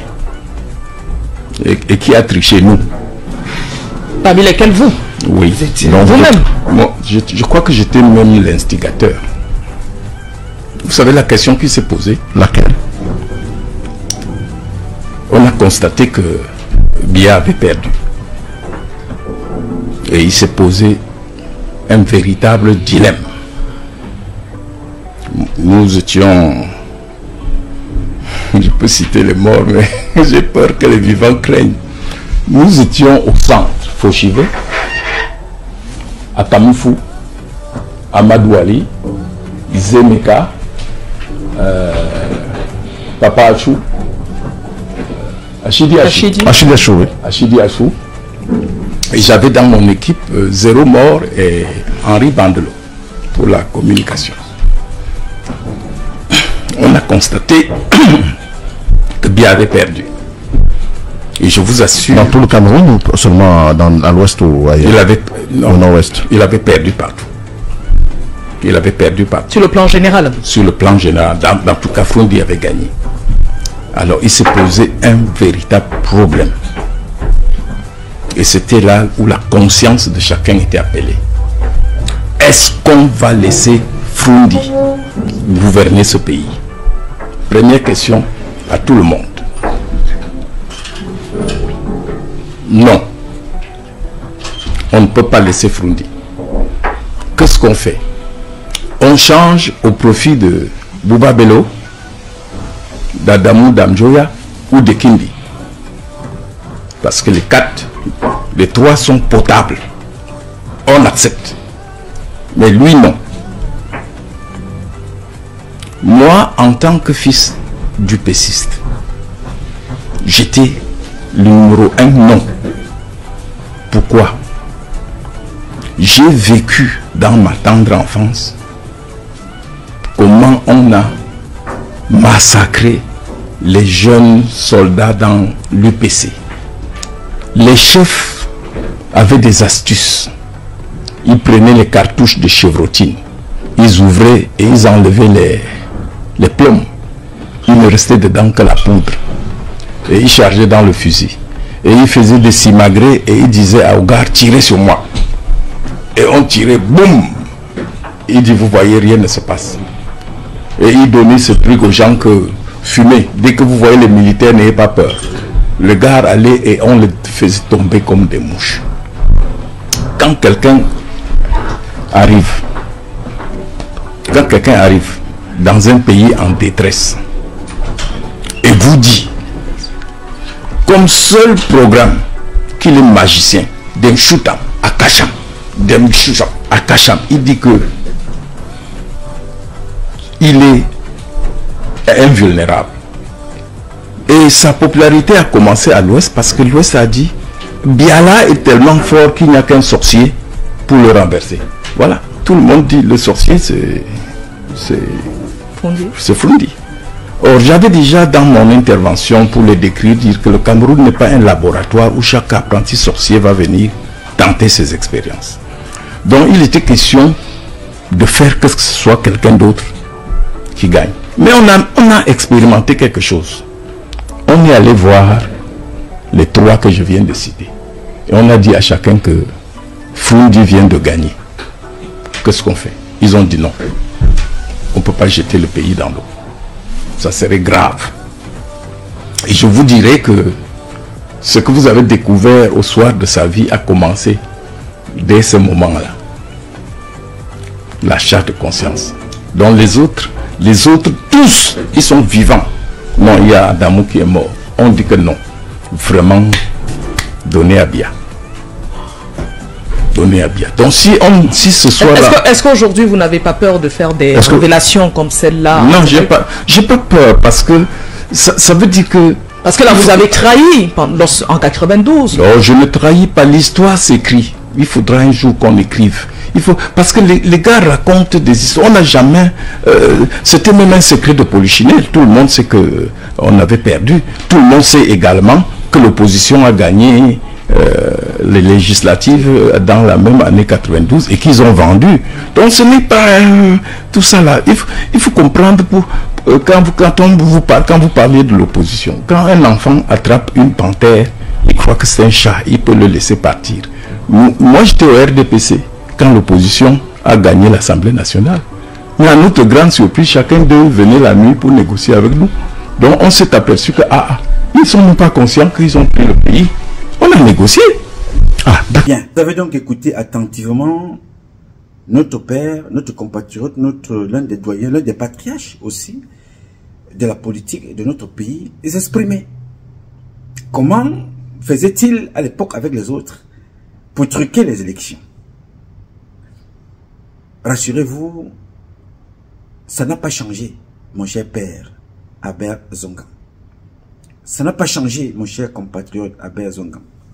Ça n'a pas changé, mon cher doyen, grand frère, fils de la République, Albert Zongan. Ça n'a pas changé. Vous le voyez tous les jours. Vous avez connu ça dans votre nouveau parti, le MRC. Vous l'avez connu dans le RDPC. Vous le connaîtrez encore une fois de plus dans votre MRC. Alors, comment pouvons-nous donc s'asseoir aujourd'hui et prétendre qu'avec tout ça, avec des gens qui viennent vous parler, ils ont vécu ça de l'intérieur, ils ont été des organisateurs, il dit même le pilier. Et ça n'a pas changé. Les méthodes ont certainement changé parce que on ne se pose plus que vous ayez volé des élections, vous ayez trafiqué, vous ayez fait ci ou ça. Ce n'est plus ça le plus important. On fait venir les faux agents de Transparence Internationale et passe à la CIATV. C'est eux qui ont gagné les élections. Ils vous disent ça et c'est bon et c'est classé. Voilà celui qui parle. Vous l'avez écouté. Je ne sais pas si mon frère, le général Wanto, a eu cette vidéo. Mais je vais quand même faire l'effort de la lui transmettre encore une fois de plus. S'il ne l'a pas vu, je vais lui demander, mon frère, réécoute encore notre papa. C'est l'un des piliers du MRC. C'est l'un des piliers du RDPC. C'était l'un des piliers du RDPC. Il nous parle des méthodes et des mécanismes qui n'ont pas changé. Parce qu'après ça, le père Albert Zongang a contribué à plusieurs élections aux côtés du MRC. Les conséquences, vous les connaissez. Il a donné sa vie, une partie de sa vie, de privation de liberté, étant en prison. Il vous le dit. Alors, donc, avec autant d'éléments, vous savez, la rivière est tordue comme ça, parce qu'il n'y avait personne pour la redresser. La route a la forme que vous voyez là, les bosquets, les collines, les plateformes, parce que les gens ont choisi pour des raisons, certaines raisons, pour dévier les routes. Alors, si vous êtes perdu dans votre vie, ce n'est pas parce qu'il manquait de personnes pour vous éclairer. Le père Albert Zongang nous éclaire suffisamment. Monsieur Paul Biya nous éclaire suffisamment.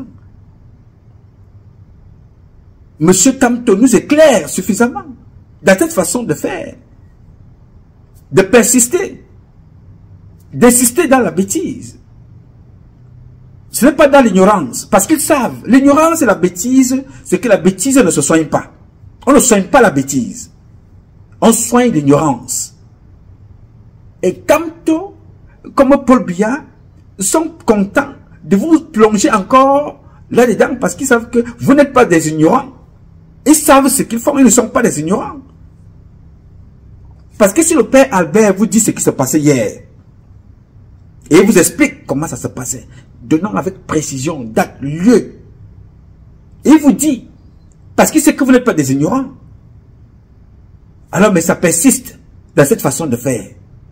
Comment appelles-tu cela?